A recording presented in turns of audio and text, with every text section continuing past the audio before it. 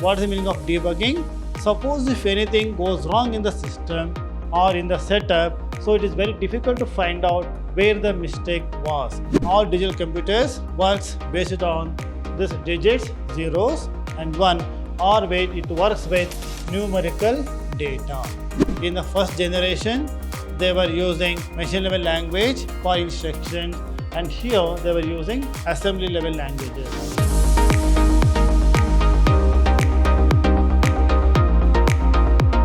Dear students, welcome to Computer Science classes.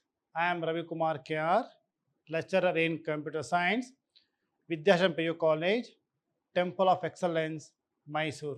Students, let us start our session 3 of chapter 1. The topics: generations of computers and classification of computers. Now, what is the meaning of the word generations of computers?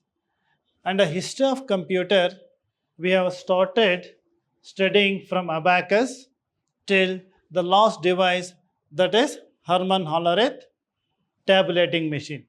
So all these inventions, development, we have studied under the heading history of computers. Now later on, then later developments, we are going to study the different devices and under the heading generations of computers. And these generations of computers are mainly based on the technology, or as there is a rapid growth in the field of science and technology, so we have come across so many devices, or we say so many computers. All these comes under the heading generations of computers. Now let us see, here we have 5 different generations of computer. Now let us see what is the first generation of computers. The first generation of computers, they were using vacuum tubes for switching circuit. Actually, in this device, they were using a vacuum tube. Now you can see the diagram of this. This is the image of a vacuum tube. This is an electrical device. This valve is of electrical device. Vacuum tubes, they were using it as a main electrical component. Now, magnetic drums for memory, and they were using magnetic drums for memory. And as this first generation of computers, they were very large in size and occupied a lot of space. Generally, if you talk about first generation of computers, they were very big in size, and they used to set up a device like this in a room space. It could occupy a room space for setting this type of first generation of computers. As you know, what is the size of this? So, in the first generation of computers, they were using thousands of this is vacuum tubes, or we say electric valves. So, in the first generation of computers, they were using thousands of electric valves or vacuum tubes in their system. And as you know, it is electric device. So electric device normally generates a lot of heat if you use it continuously for many hours. Just imagine if you switch on any of your electric bulbs for a long time in your home, it generates a temperature. So in the room temperature is changing. So it used to increase the room temperature. Similarly, as this is electrical valve, it used to generate a lot of heat. Now just you can imagine, in one system like this, they were using thousands of electric valves. So generally it could produce enormous amount of heat. And first computers or first generation computers were very expensive, and this consumed lot amount of electricity because they were using thousands of electric valves, and they were operated only on machine level languages. And in computers, there are 3 different levels of languages. One is machine level language, assembly level language, and high level language. And in first generation of computers, they were using this machine level language for instructions. And what is machine level language? This machine level language is nothing but language of zeros and one. So this is a language of combination of zeros and one. And input was based on punched code and punched tape. So as we have seen in the history of computers, punched code, they were using it as a memory device for to store some data or information. So see here also they were using punched code and paper tapes as a input device, and output device obtained as a printout, and they were using a printout as an output. And ENIAC, EDVAC and UNIVAC are belongs to first generation of computers. So these are the three different systems or devices example for first generation of computers. So they used to make a very lengthy wiring system to set up this type of computers. And once it starts generating lots of heat, so there are chances of malfunctioning of system. And with the help of this, the debugging was very difficult. What is the meaning of debugging?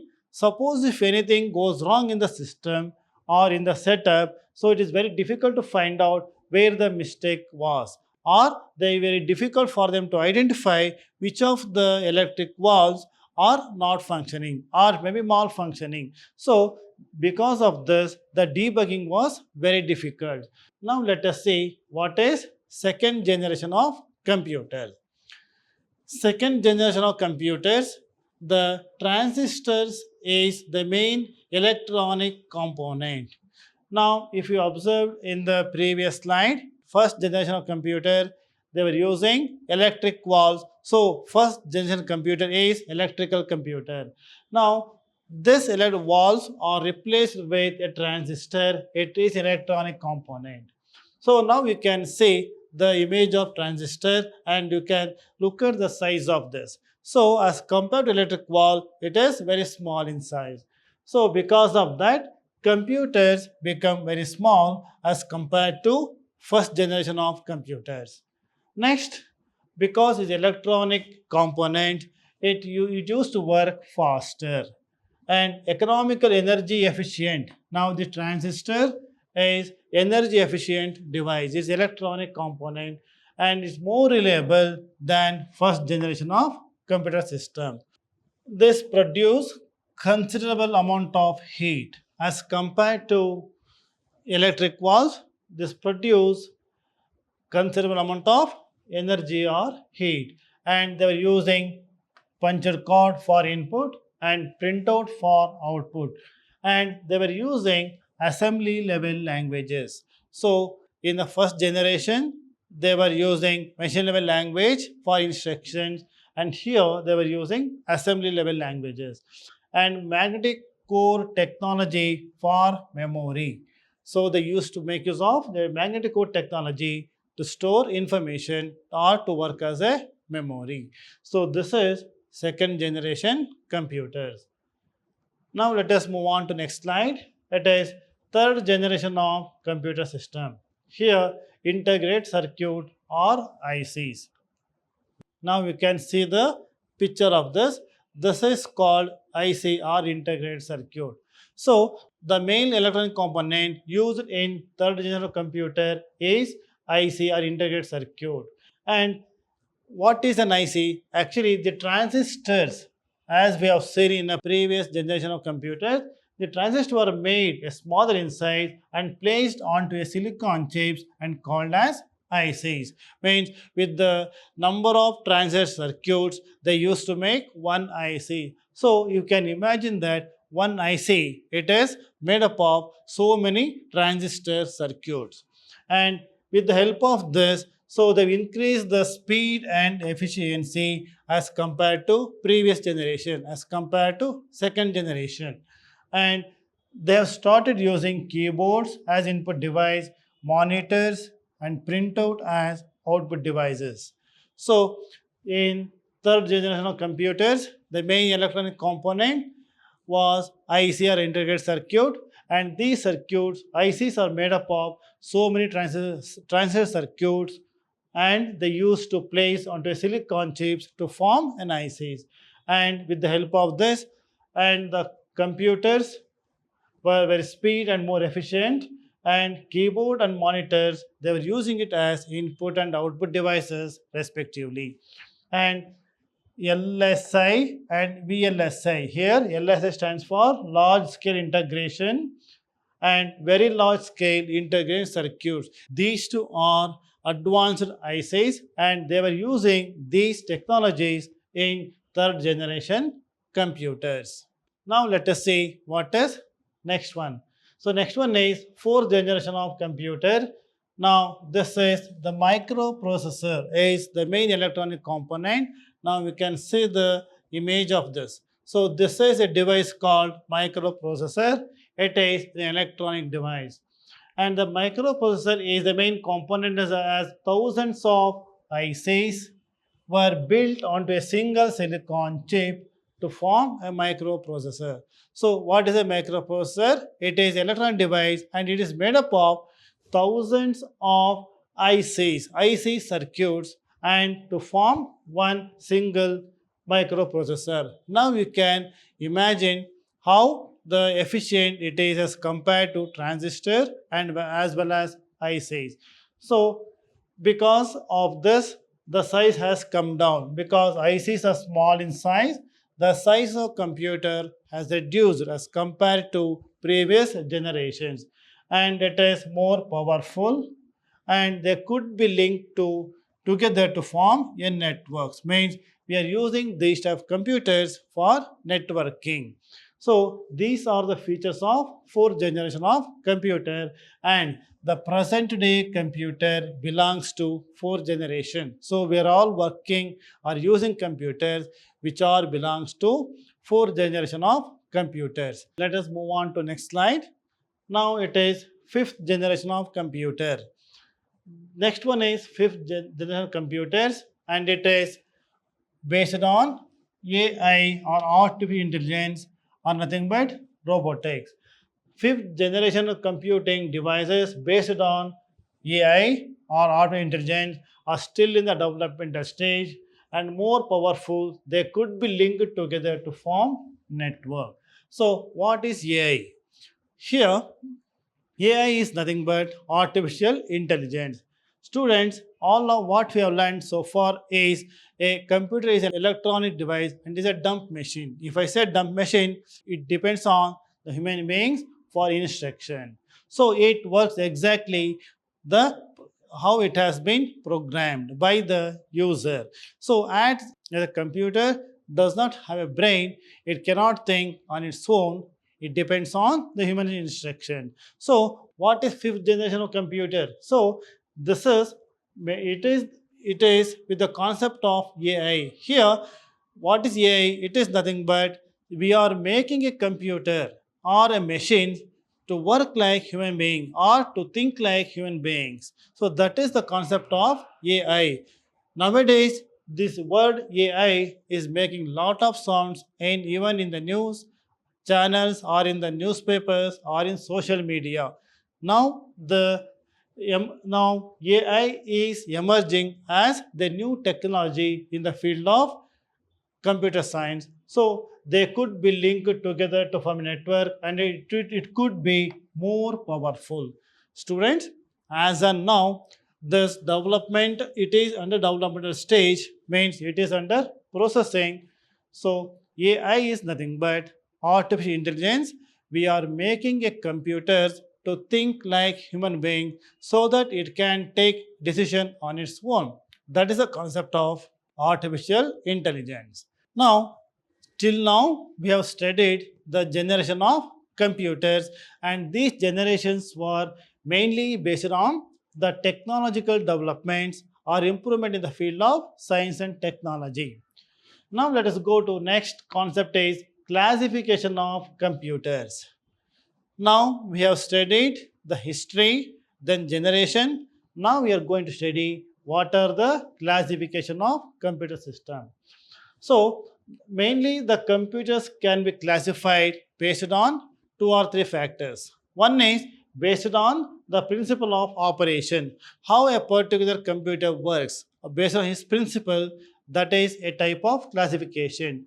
Next type of classification is based on technological configuration of a computer system.